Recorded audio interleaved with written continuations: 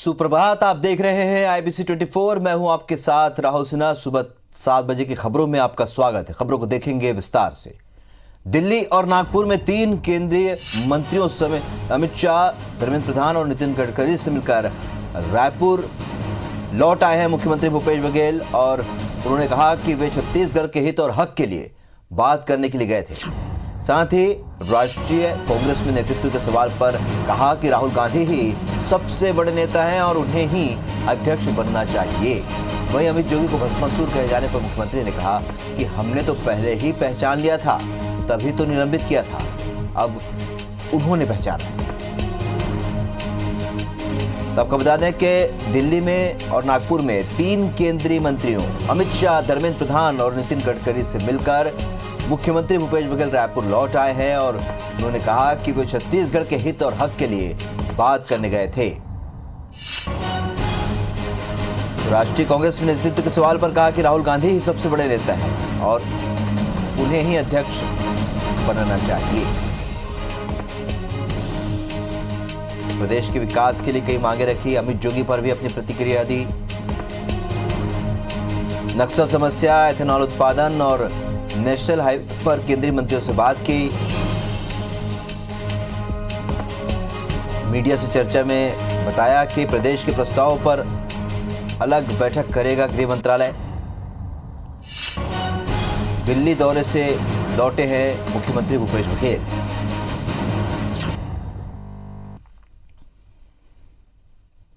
देखिए, जो छत्तीसगढ़ के हित के लिए जो मांग है उसको हमने रखा है, चाहे वो अमित शाह जी के पास हो, चाहे वो गडकरी साहब के पास हो, चाहे प्रधान जी के पास।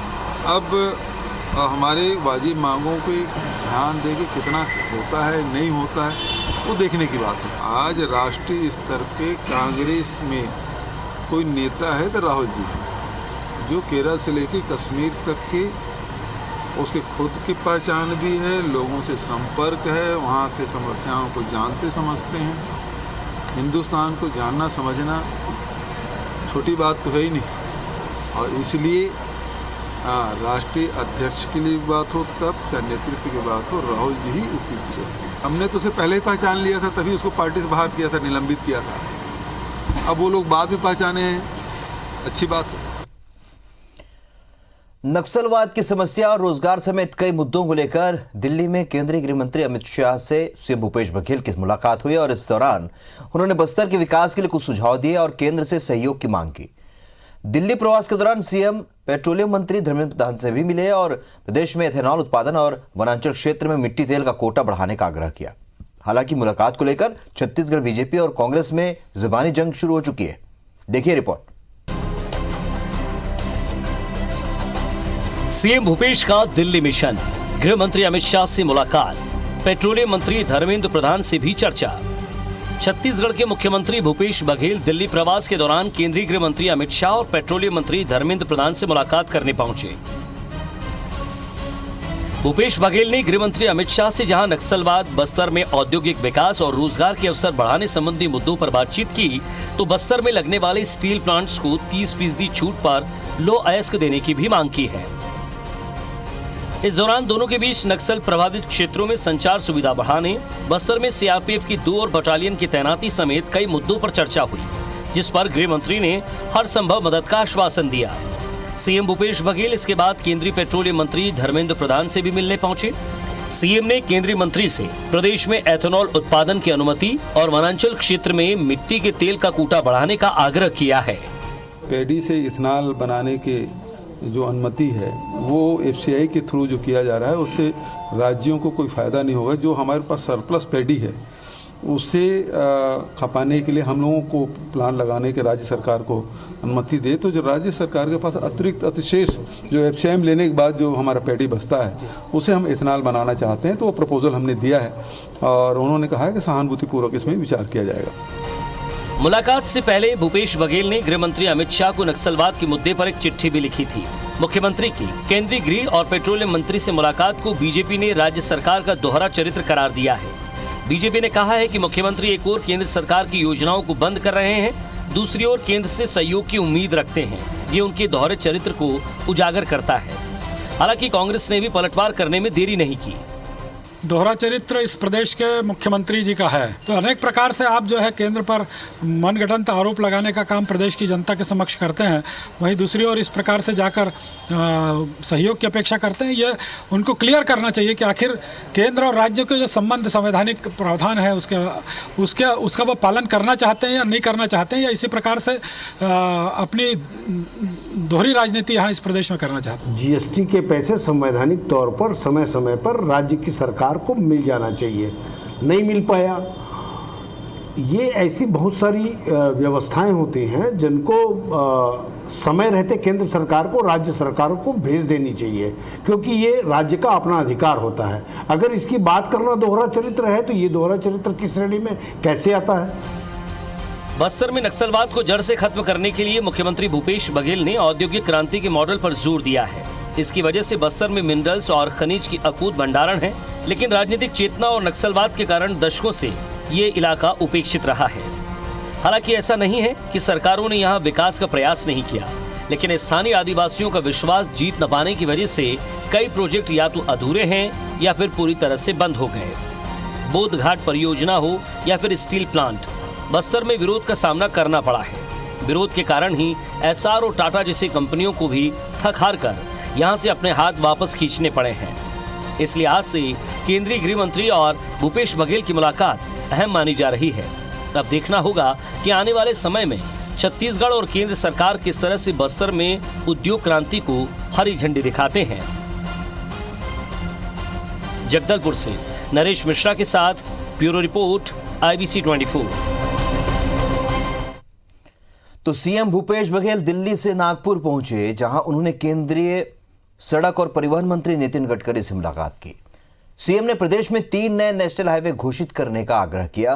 मुख्यमंत्री ने छत्तीसगढ़ में भोपालपट्टनम तारलागुड़ा मार्ग के डामरीकरण, रायपुर शहर के टाटीबंध में फ्लाईओवर और पत्रापाली कटघोरा मार्ग के उन्नयन के लिए गडकरी को धन्यवाद दिया। मुलाकात के दौरान मुख्यमंत्री ने छत्तीसगढ़ में राष्ट्रीय राजमार्गों और सैद्धांतिक राष्ट्रीय राजमार्गों के चौड़ीकरण, उन्नयन, पुनर्निर्माण के लिए 11,024 करोड़ से भी ज्यादा के प्रस्तावित कार्यों को स्वीकृति प्रदान करने का आग्रह किया। गडकरी जी से नागपुर में मुलाकात हुई और जितने भी राष्ट्रीय राजमार्ग जो काम बंद पड़े हुए हैं उसको शुरू करने के लिए और जिसको आपने NH घोषित किया है उनके लिए भी काम स्वीकृत करने के लिए उन्होंने कहा मैं दिल्ली जाके अधिकारियों से बैठक करके जो आपके प्रस्ताव है उसमें समीक्षा करके आपको मैं बताऊंगा। छत्तीसगढ़ में 1 दिसंबर से धान खरीदी शुरू हो जाएगी और इस बार 157 नए केंद्रों समेत कुल 2205 धान खरीदी केंद्र बनाए गए हैं, जहां से 90 लाख मीट्रिक टन धान की खरीदी की जाएगी। कुल 22,500 करोड़ में धान की खरीदी होगी। धान खरीदी केंद्रों में किसी तरह की अव्यवस्था ना हो, इसके लिए सरकार ने अभी से ताकत झोंक दी है। 1 दिसंबर से छत्तीसगढ़ में धान की खरीदी शुरू करने के पंजीयन की तारीख खत्म हो गई। पंजीयन के मुताबिक सरकार इस बार 90 लाख मीट्रिक टन धान खरीदेगी। करीब 22,500 करोड़ में धान की खरीदी की जाएगी। इसके लिए प्रदेश भर में 2205 धान खरीदी केंद्र बनाए गए हैं। इस साल 157 नए धान खरीदी केंद्र बनाए गए हैं। सरकार ने धान खरीदी के लिए 1,65,000 गठान बारदाने की व्यवस्था की है। 3 लाख गठान पुराने बारदाने जुटाए जा रहे हैं। धान खरीदी की तैयारियों की चीफ सेक्रेटरी ने समीक्षा की है। वहीं मुख्यमंत्री खुद इस बार मॉनिटरिंग की बात कर रहे हैं। पूरी तैयारी है, समय पर सब प्रारंभ होगा। हम हर प्रकार की तैयारी कर चुके हैं। केंद्र सरकार जो हमको बारदाना जितना देना था, हम जितना का मांग किए थे, वो उपलब्ध नहीं करा पाया। छत्तीसगढ़ शासन के दिशा निर्देशानुसार 31 अक्टूबर तक अंतिम तिथि निर्धारित की गई थी। उसके बाद शासन द्वारा 10 दिन का अतिरिक्त समय अलग से दिया गया था। उसके पश्चात अतिरिक्त व्यवस्था के अनुरूप कुछ समय बढ़ाए गए थे। संभवतः आज वो अंतिम तिथि है। हमने क्या कहा है कि 2500 रुपए धान खरीदी करेंगे और जो मिनिमम प्राइस सपोर्ट है उससे जो पैसा होगा वो पूरा पैसा किसानों को दिया जाएगा। 2500 के रेट से रखा, वो लोग तो कम रेट पे भी इससे कम माल खरीद रहे थे। बात इस बात का अगर हम तुलना नहीं करेंगे तो हमको कैसे पता चलेगा कि हम उससे अच्छा काम कर रहे हैं या नहीं कर रहे। नेता प्रतिपक्ष धर्मलाल कौशिक ने कहा है कि पिछले साल की गई धान खरीदी की अब तक कस्टम मिलिंग नहीं कराई, जिसके कारण संग्रहण केंद्रों में धान खराब हो रहे हैं। उन्होंने पंजीयन की तारीख बढ़ाने की मांग भी की है, लेकिन सरकार का दावा है कि सभी किसानों ने पंजीयन करा लिया है। अब पंजीयन की तारीख आगे बढ़ाने की जरूरत है। कार्यालय बंद होने के कारण में किसानों को लाभ नहीं मिला। अभी भी लाखों किसानों का पंजीयन करना बाकी है, इसलिए सरकार को इसके नई तारीख की घोषणा करनी चाहिए। पंजीयन तो 31 अक्टूबर तक के था, फिर किसानों की मांग से, हमारे विधायक साथियों की मांग से हमने 10 दिन बढ़ाया, फिर भी कुछ बच गए थे तो 8 दिन और बढ़ा दिया। तो अब तो कुछ दिन बाद अब धान खरीदी शुरू हो जाना है, तो पंजीयन के लिए पर्याप्त 17-18 दिन टोटल में बढ़ा है, तो इसमें कोई दिक्कत तो नहीं हुई होगी। इस साल की नए फसल की खरीदी भी जल्दी चालू हो जाएगी। कोई बड़ी मात्रा में ऐसी दिक्कतें हैं कि पंजीयन में दिक्कत आई हो तो विचार हो सकता है, वरना मेरे ख्याल से अभी तो खरीदी का समय भी बाकी है। धान खरीदी को लेकर कोई अव्यवस्था ना हो, इसके लिए सरकार के सभी मंत्री और चीफ सेक्रेटरी तो तैयारी कर ही रहे हैं। रामानुजगंज के विधायक बृहस्पत सिंह ने भी किसानों की परेशानी दूर करने के लिए तहसील के सामने चौपाल लगा ली। Bureau report, IBC 24। मरवाही में उपचुनाव के दौरान जनता कांग्रेस छत्तीसगढ़ यानी JCCJ में बिखराव देखने को मिला और इस स्थिति को लेकर JCCJ आत्मचिंतन कर रही है। इसके लिए 18 नवंबर यानी कि आज JCCJ कोर कमेटी की बैठक रखी गई है। बैठक में 7 मुद्दों पर चर्चा होगी। वहीं JCCJ के सुप्रीमो के निर्णय अलग विचार रखने वाले खैरागढ़ विधायक देवव्रत सिंह और बलौदाबाजार विधायक प्रमोद शर्मा के खिलाफ हस्ताक्षर अभियान चलाने की तैयारी है। वैचारिक शुद्धिकरण की बात कहते हुए JCCJ के प्रदेश अध्यक्ष अमित जोगी का कहना है कि पार्टी अब एक निर्णायक मोड़ पर है।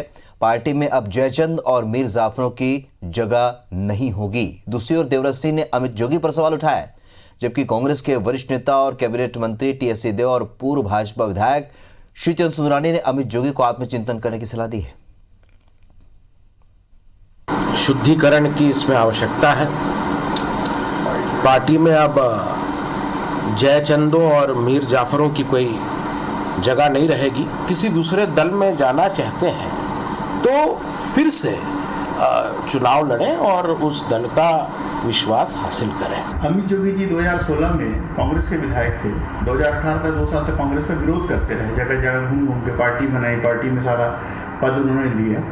तो आज वो नेतृत्व का पाठ हम लोगों को क्यों सिखा रहे हैं? एक। दूसरा, अमित जोगी का मैं स्वागत करूँगा, वो खैरागढ़ विधानसभा क्षेत्र में आए और जितना हस्ताक्षर अभियान कराना करा ले। अजीत जोगी जी की बड़ी विरासत उनको मिली थी, लेकिन मरवाही में जिस प्रकार की भूमिका उनकी रही, आज विरासत अजीत जोगी जी की लगभग उन्होंने उसको डुबा दिया है। अमित ने तो खुद ही इसका अनुभव किया। जब वो कांग्रेस पार्टी में भी थे तो उन्होंने खुद ही ऐसी भावनाएं व्यक्त की थी और उस समय का भी रूलिंग है कि उनको असंबद्ध करके दोनों विधायकों को अलग बैठा दिया था। तो अगर वो वैसा चाहते होंगे तो शायद स्पीकर साहब के पास दृष्टांत है। देखिए, हालांकि ये जोगी कांग्रेस का अंदरूनी मामला है और इसमें भारतीय जनता पार्टी का कोई लेना देना नहीं है। वे अपनी जिम्मेदारी को पूरा करें, क्योंकि जिस पार्टी से वो जीते हैं उस पार्टी को अधिकार है। छत्तीसगढ़ के खाद्य मंत्री अमरजीत भगत मंगलवार को अल्प प्रवास पर बिलासपुर पहुंचे, जहां उन्होंने मीडिया से अनेक मुद्दों पर चर्चा की। इस दौरान छत्तीसगढ़ में लगातार आत्महत्याओं के बढ़ते आंकड़े पर विपक्ष के नेताओं की चिंता के सवाल पर मंत्री भगत ने इसका ठीक रहा प्रधानमंत्री नरेंद्र मोदी पर फोड़ा। उन्होंने कहा कि केंद्र की योजनाएं और फैसले जिम्मेदार हैं इसके लिए। जब से मोदी जी ने प्रदेश की कमान संभाली है, लोग दुखी और डिप्रेशन में हैं और आत्महत्या कर रहे हैं। इसके पीछे उन्होंने केंद्र की नीतियों के कारण बढ़ती बेरोजगारी, महंगाई समेत नोटबंदी और GST को कारण बताया। मोदी जी बने हैं ना, तब से डिप्रेशन पूरे देश में है। बेरोजगारी का, इसमें महंगाई का, नोटबंदी का, GST का, तो उसके लिए क्या कहेंगे। अब मोदी जी बैठे हैं पूरे देश की गद्दी में, तो हमारे यहाँ तो कम कर ही रहे हैं भूपेश बघेल। जेल में इस वक्त कंप्यूटर बाबा बंद हैं और बाबा की मुश्किलें लगातार बढ़ती जा रही हैं। इंदौर की जिला कोर्ट ने कंप्यूटर बाबा के जमानत आवेदन को खारिज कर दिया है। तो गांधीनगर थाने में दर्ज एट्रोसिटी मामले में तो बाबा को जमानत मिल गई थी, लेकिन एरोड्रम थाने में दर्ज मारपीट के मामले में जिला कोर्ट ने 1 दिन की रिमांड पर बाबा को पुलिस को सौंपा था।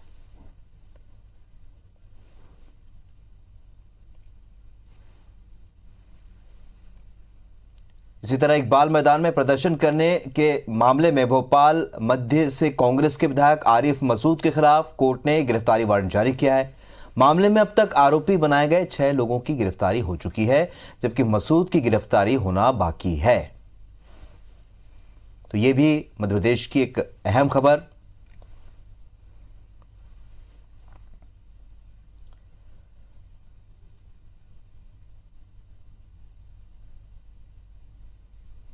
एक और अहम खबर की बात करते हैं। पूर्व सीएम कमलनाथ का आज 74वां जन्मदिन है, तो भोपाल में पीसीसी दफ्तर में आज उनका जन्मदिन मनाया जाएगा।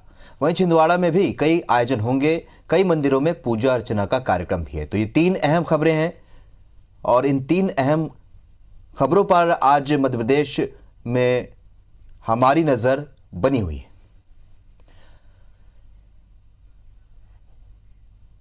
नवीन सिंह हमारे सहयोगी इस वक्त सीधे इन 3 अहम खबरों पर हमारे साथ भोपाल से जुड़ रहे हैं। नवीन, 3 अहम खबरें जिसमें कंप्यूटर बाबा की जमानत याचिका रद्द होना, आरिफ मसूद की गिरफ्तारी का वारंट और साथ ही आज कमलनाथ का जन्मदिन। तो और क्या क्या राजनीतिक हैपनिंग है आज?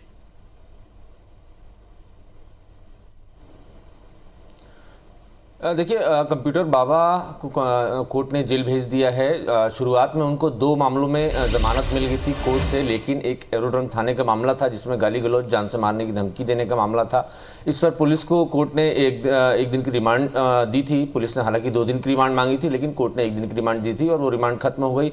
कल कोर्ट में बाबा को पेश किया गया और उनकी जमानत नामंजूर करते हुए अदालत ने उनको सीधे जेल भेजने के निर्देश दे दिए हैं। तो माना जा रहा है कि आने वाले दिन कंप्यूटर बाबा के जेल में बीतने वाले हैं, लेकिन चूंकि 2 मामलों में जमानत पर हैं बाबा और तीसरे मामले पर उनको जेल भेजा गया, तो हो सकता है कि ऊपरी अदालत में जाकर बाबा जमानत अपनी वहां अर्जी लगाएं। इसके अलावा आज पूर्व मुख्यमंत्री कमलनाथ का जन्मदिन है। उनके जन्मदिन को खास तरीके से मनाने की तैयारी में कांग्रेस है। पीसीसी दफ्तर में कमलनाथ के जन्मदिन पर केक काटा जाएगा। तमाम जो पदाधिकारी हैं पीसीसी के वो सभी मौजूद रहेंगे, छोटे बड़े कार्यकर्ता सभी मौजूद रहेंगे। सभी आज कमलनाथ का जन्मदिन पीसीसी मनाएंगे। इसके अलावा जो सबसे खास है कमलनाथ के जन्मदिन के लिए वो है भोपाल में कई सारे मंदिरों में आज सुंदरकांड का पाठ होगा, हनुमान चालीसा का पाठ होगा। कांग्रेस मीडिया कमेटी के उपाध्यक्ष हैं भूपेंद्र गुप्ता, उन्होंने एक बयान जारी किया। उन्होंने बताया विश्वनाथ मंदिर में आज हनुमान चालीसा का पाठ वो करवा रहे हैं और सिर्फ कमलनाथ के जन्मदिन के लिए वो इस तरीके का पाठ करवा रहे हैं। तो न सिर्फ भोपाल में बल्कि मध्य प्रदेश के तकरीबन हर जिले में पूर्व मुख्यमंत्री कमलनाथ का जन्मदिन मनाया जा रहा है और खासकर छिंदवाड़ा में। और जैसा कि कमलनाथ और कांग्रेस पार्टी बार बार ये दावा करती है कि वो बड़े हनुमान भक्त हैं, हनुमान जी के प्रति उनकी बड़ी श्रद्धा है और छिंदवाड़ा में इतनी ऊंची हनुमान जी की प्रतिमा लगवाई है, इस लिहाज से उनको हनुमान भक्त माना जाता है। और आज मध्य प्रदेश में उनके जन्मदिन के मौके पर केक काटने के साथ साथ हनुमान चालीसा का पाठ भी करवाया जाना है। इसके अलावा खबर है कि मुख्यमंत्री शिवराज सिंह चौहान 3 दिनों के जो दौरे पर थे, तिरुपति बालाजी के दर्शन करने गए थे और कल तिरुपति बालाजी के दर्शन उन्होंने कर लिए हैं और आज बुधवार शाम तक, बुधवार रात तक वो परिवार समेत वापस लौट सकते हैं। इसके अलावा कांग्रेस आरिफ मसूद की जो कांग्रेस विधायक हैं आरिफ मसूद, उनकी मुश्किलें बढ़ सकती है। राहुल, फ्रांस के राष्ट्रपति के खिलाफ एक बड़ा प्रदर्शन किया था कुछ दिनों पहले। आरिफ मसूद ने भोपाल के इकबाल मैदान में बिना अनुमति के 25,000 से ज़्यादा लोगों की भीड़ इकट्ठा की थी और धार्मिक भावनाएं भड़काने का आरोप उन पर दर्ज है। साथ साथ सोशल डिस्टेंसिंग और कोविड प्रोटोकॉल का उल्लंघन का मामला भी उन पर दर्ज है। तो 2 से 3 मामले हैं, उन पर 2 धाराएं लगाई गई हैं, ये मामले दर्ज हैं और फिलहाल वो अंडरग्राउंड है, फरार चल रहे हैं। कोर्ट ने अग्रिम जमानत याचिका उनकी खारिज कर दी है। तो ये माना जा रहा है कि कभी भी आरिफ मसूद की गिरफ्तारी हो सकती है। हालांकि ये तय है कि आरिफ मसूद मध्य प्रदेश में नहीं है, चूँकि जब उन पर मामला दर्ज हुआ था तब वो बिहार चुनाव में व्यस्त थे, बिहार चुनाव में उनकी ड्यूटी लगी हुई थी और वहीं से उन्होंने एक बयान जारी करके, वीडियो जारी करके ये बताया था कि उनके खिलाफ दुर्भावनापूर्ण तरीके से कार्रवाई मध्य प्रदेश की भाजपा सरकार कर रही है। माना जा रहा है कि अभी फिलहाल वो अंडरग्राउंड चल रहे हैं, फरार हैं और कोर्ट ने भी माना है और जल्द ही अब पुलिस कांग्रेस विधायक आरिफ मसूद की गिरफ्तारी की कोशिश तेज करेगी। चलिए, इस जानकारी के लिए बहुत बहुत शुक्रिया आपका नवीन। तो तमाम घटनाक्रम पर हमारी नज़र बरकरार रहेगी। बढ़ते आगे, सीबीआई टीम ने एक बड़ी कार्रवाई करते हुए बॉर्डर सिक्योरिटी फोर्स के एक कमांडेंट को गिरफ्तार किया। बताया जा रहा है कि छत्तीसगढ़ में तैनात 36वीं बीएसएफ बटालियन के कमांडेंट सतीश कुमार को पशु तस्करी मामले में कोलकाता से गिरफ्तार किया गया।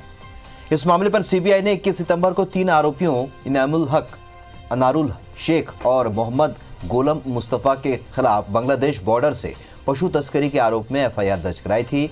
इनसे पूछताछ में खुलासा हुआ था कि बॉर्डर पर तैनात कमांडेंट सतीश कुमार की मदद से पशुओं को देश के बाहर चोरी छिपे बॉर्डर पार कराया जाता था। इसके बाद सीबीआई की टीम ने 23 सितंबर को कमांडेंट सतीश कुमार के अमृतसर, कोलकाता, रायपुर के ठिकानों पर छापा मारा था। इस दौरान कई ऐसे संदिग्ध दस्तावेज और व्हाट्सएप चैट मिले थे जिसमें कमांडेंट सतीश कुमार की संलिप्तता साफ उजागर हुई थी, जिसके बाद सीबीआई टीम कोलकाता में कमांडेंट सतीश कुमार को गिरफ्तार कर पूछताछ कर रही है।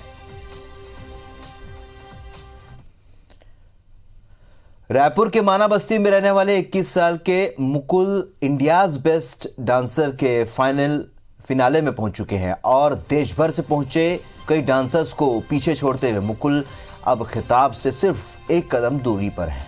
अपनी मेहनत और डांस के जुनून से मुकुल ने शो के फाइनल में अपनी जगह बनाई है। मुकुल गायन के पिता की हाल ही में कैंसर से मौत हो गई थी। इसके बाद भी वे रायपुर नहीं आए और डांस पर ही फोकस किया। मुकुल ने शो की शुरुआत से ही अपने डांस टैलेंट के दम पर शो के जज को खूब इम्प्रेस किया और हर वीकेंड पर शो में पहुंचने वाले सेलिब्रिटीज से भी मुकुल ने अपनी धमाकेदार परफॉर्मेंस से जमकर तारीफें बटोरी। 21 और 22 नवंबर को होने वाले फिनाले के लिए बुधवार रात 12 बजे तक वोटिंग लाइन्स खुली है। प्लीज छत्तीसगढ़ और रायपुर मुझे इतने सारे वोट्स दीजिए कि मैं विनर बन जाऊँ ये शो का। और बहुत हार्डवर्क किया मैंने ये शो में किया और ये अभी आपका टाइम है कि पूरा छत्तीसगढ़ रायपुर में एक फर्स्ट टाइम कोई ट्रॉफी आए। तो इस बुलेटिन में फिलहाल इतने। ताज़ा अपडेट के लिए आप बने रहिए IBC 24 के साथ। नमस्कार।